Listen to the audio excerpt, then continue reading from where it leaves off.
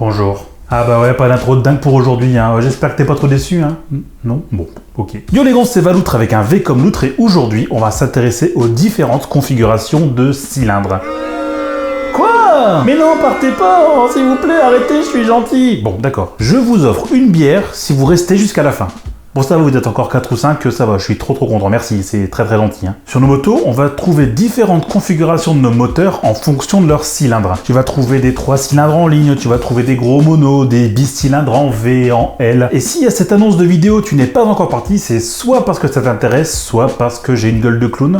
Et si c'est ça, c'est vraiment pas très gentil. Hein. Ouais, tu sais pas trop comment faire la différence pour savoir quelle configuration est la meilleure pour quel usage, qu'est-ce qu'il faut privilégier pour la ville, pour la campagne, pour l'autoroute. Et bah Tonton Loutre, il est là pour t'aider. Faut savoir que je suis aussi spécialiste dans le monde de la moto que mon médecin est géomètre. On a plein de choses à dire, donc ça commence...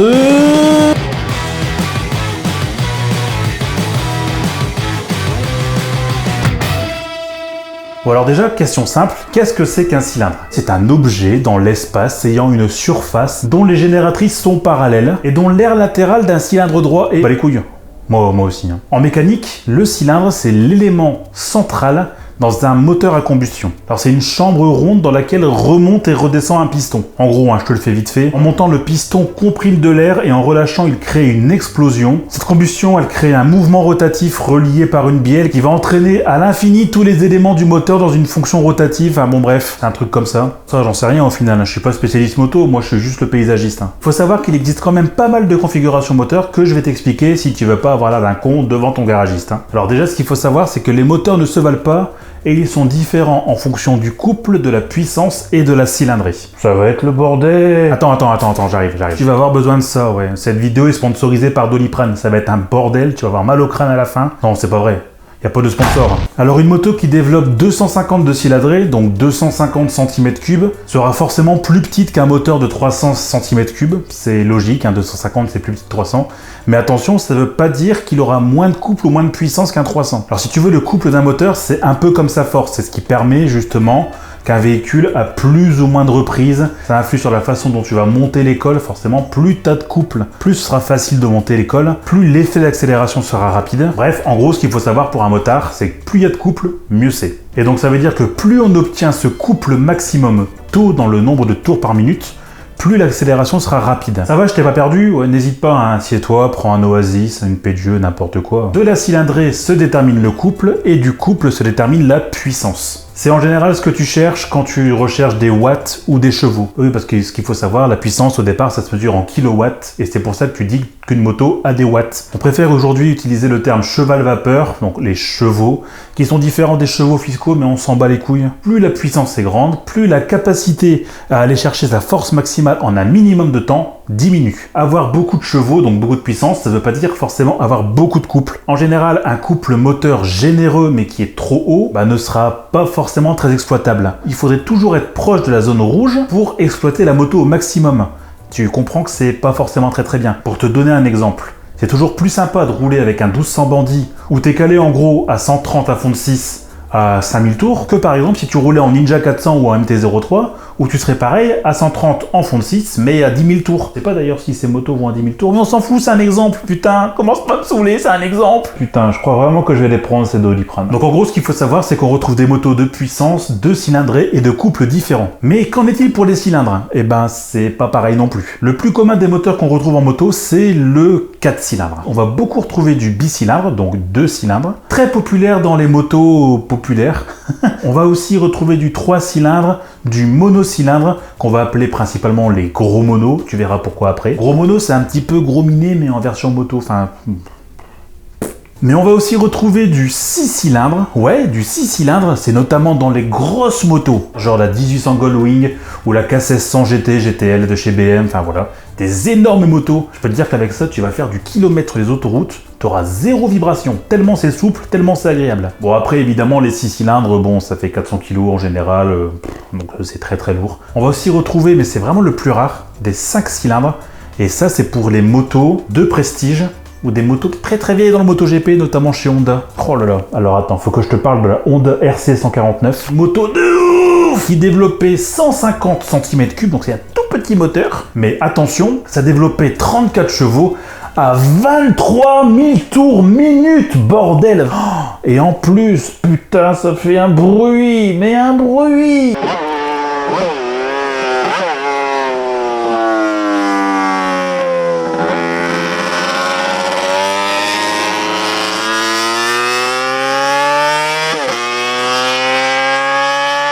Enfin, il existe aussi du 8 cylindres. 8 cylindres. C'est les mecs de chez Bossos, tu vois, ils ont voulu créer la plus grosse moto du monde. Donc ils se sont dit, on va mettre le plus gros moteur, un moteur de Corvette Grand Sport ou de Camaro SS dans une moto. 455 chevaux. Et il faut savoir que ce moteur, il est plus lourd à lui tout seul que 75% des motos du marché. 183 kg le bazar, enfin, des maboules. Alors le truc, c'est un vrai camion. Il faut sortir le chéquier pour la moto. Il faut sortir le chéquier pour l'essence, pour l'assurance, pour l'entretien, enfin pour tout. Il faut être blindé. D'ailleurs, tu dois te demander quelle est la plus grosse cylindrée de série. Elle fait 2300 cm3 et c'est la Triumph Rocket 3. Bah ouais. Comme pour les voitures, on va retrouver plusieurs types d'architecture moteur. Tu vas retrouver des moteurs en V, des moteurs en L, des moteurs en ligne, des moteurs à plat. Tu vas retrouver plein de trucs qui vont donner des comportements différents à chacune de tes motos. Le plus répandu et le plus simple, c'est évidemment le moteur en ligne, notamment en 4 cylindres. Le 4 cylindres en ligne, ça équipe 45%, 50% des motos. On va aussi retrouver deux grandes familles de moteurs. C'est des moteurs 2 temps et des moteurs 4 temps. Ça, c'est pour brosser ma communauté super motard, enduro, cross, les kékébis. Tu vas me dire, non, c'est une blague. Tu te souviens de cette histoire de piston qui remonte et qui redescend dans un cylindre? Le moteur 2 temps, ça veut dire qu'il y a 2 temps dans cette phase-là. Tu as l'huile et l'essence qui se mélangent dans le cylindre. Le piston remonte. Ça va créer ce qu'on appelle donc un mélange, un combustible, qui est mélangé à l'air et qui part directement dans le moteur, en 2 temps. Les 4 temps, c'est différent. Admission, combustion, explosion et échappement. La grande différence dans un 4 temps, c'est que l'huile et l'essence ne sont jamais en contact. L'huile sert uniquement à lubrifier le moteur et elle est stockée dans un carter moteur. L'essence est donc mélangée à l'air directement, c'est-à-dire que l'essence arrive, le piston remonte, il relâche et il repart avec de l'air. Voilà, c'est tout. L'huile ne sert absolument à rien dans le principe de combustion. C'est quoi le mieux du coup? 2 temps, 4 temps? Ben, en fait, ça dépend de l'usage. Un 2 temps, ça s'use très rapidement, ça demande beaucoup plus d'entretien, c'est aussi beaucoup plus fragile. Et aujourd'hui, le 2 temps, c'est réservé principalement aux scooters, aux enduros, aux cross. Ça a produit par contre des motos de dingue, avec un son absolument fou et une puissance dingue aussi. Et d'ailleurs, pas que des monos, parce que dans les années 70-80, t'avais des motos. T'avais par exemple la RS 250 de chez Aprilia, t'avais aussi la H2 de chez Kawa dans les années 70, avec un 3 cylindres de 72 chevaux, c'est pas rien. La NS 400R de chez Honda aussi, qui était vraiment pas mal. Mais surtout, mon 2 temps préféré, la Yamaha 500 RDLC. 4 cylindres en V, 2 temps de 87 chevaux. Et ça produit un son.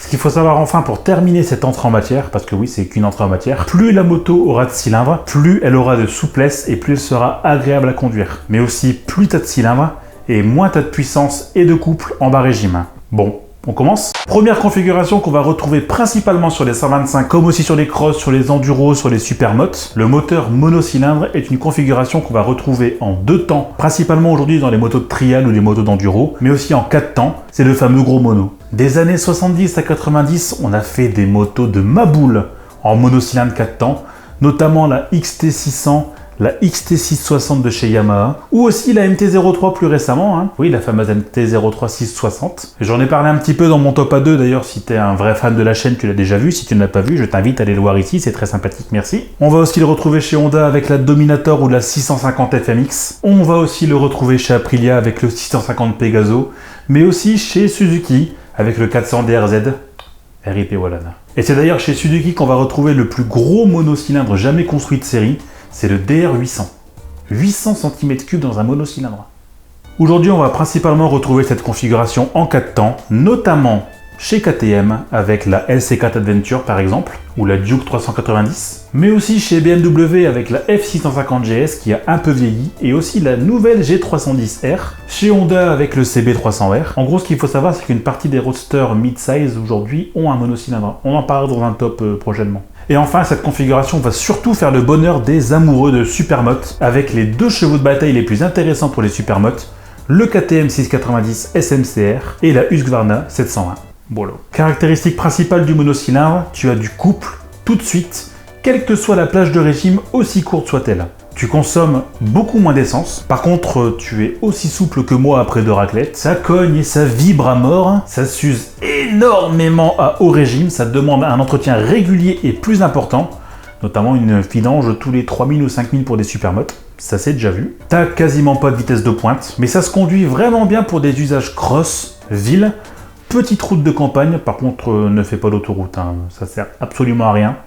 Tout le monde s'accorde à dire que la moto parfaite pour un débutant, c'est un bicylindre. Et ben c'est vrai. Bon, moi je préfère la 4 cylindres en même temps, mais bon, je roule en diversion, donc la prescription, tu peux me défoncer dans les commentaires. Le bi, le twin, comme le disent les puristes, est né dans les premiers instants de la moto et est considéré par beaucoup comme étant l'architecture moteur la plus coupleuse. Un bicylindre, ça tape très vite, très fort dans les tours, mais ça peut être aussi très agréable à conduire. Et si tu veux vraiment des sensations dès que tu montes en selle, un coup de poignet, bah tu prends un bicylindre. Qu'il soit en V transversal comme la Guzzi Griso, ou en V à 90 degrés comme la SV650, en L, comme la plupart des Ducati, parce que c'est la configuration ultime chez Ducati, à plat ou boxer comme chez BM, vertical comme sur la CB500, calé à 360 degrés comme sur la 800 GS, mais aussi à 315 degrés comme la Nuda, à 290 comme sur la 790 Duke, à 270 comme sur la Tracer, à 180 comme chez Kawa, enfin bon bref, il y en a pour tous les goûts, ça crée une palette infinie de configurations de moteur.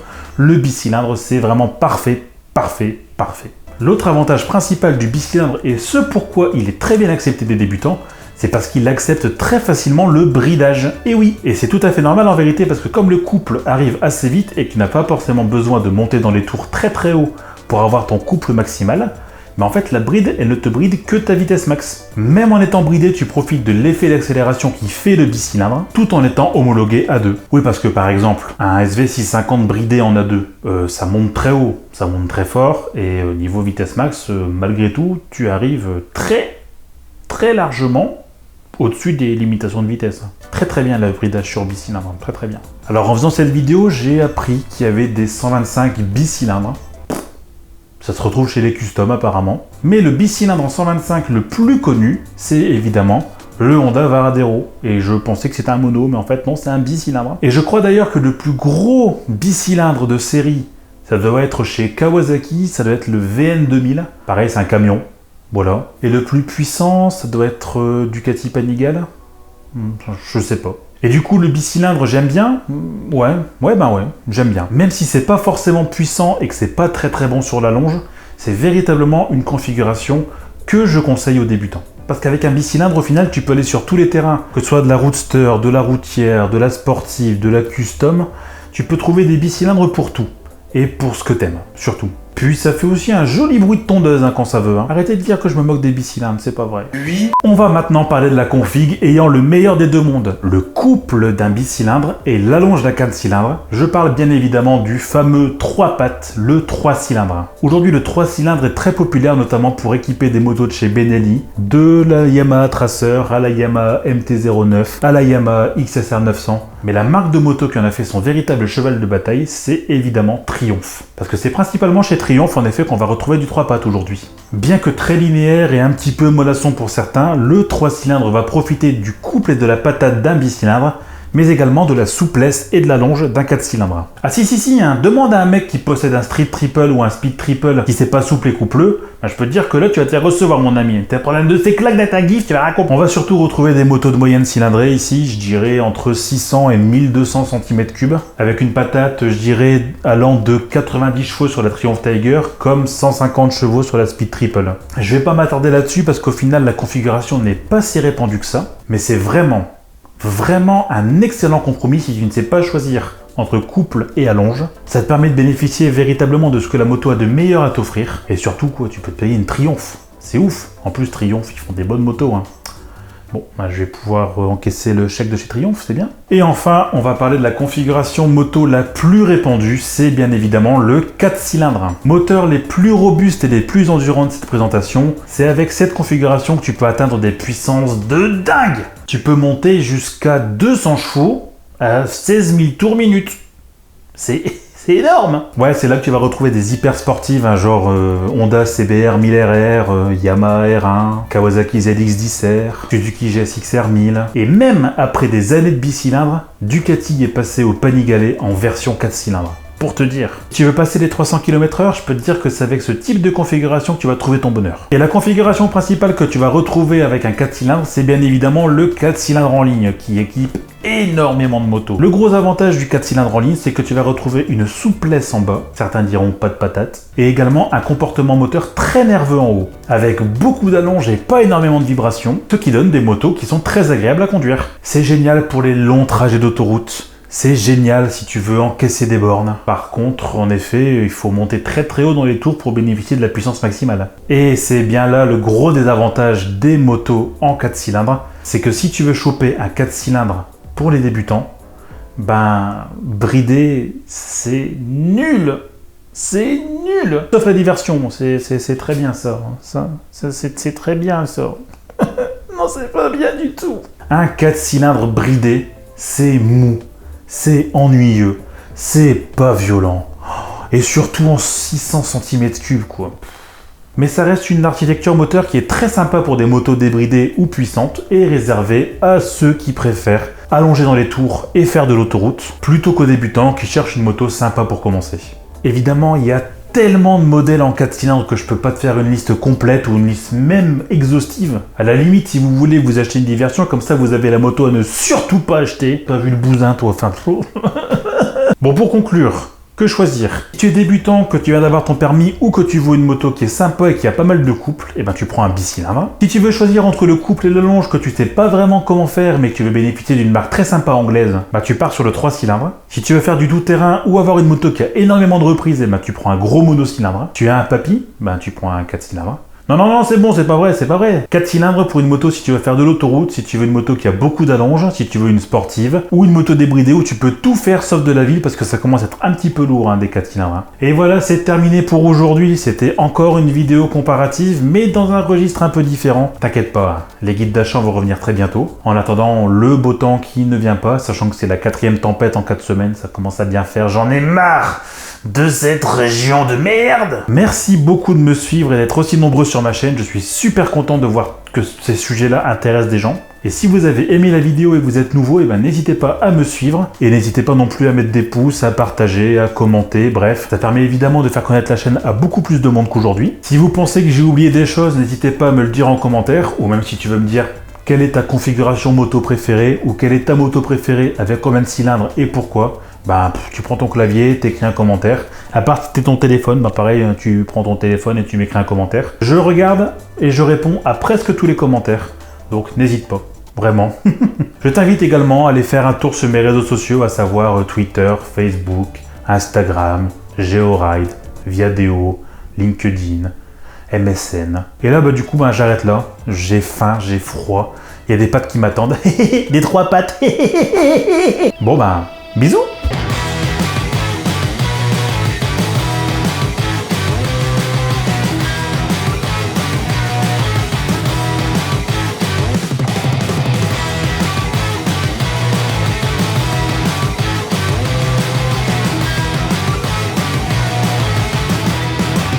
Au revoir.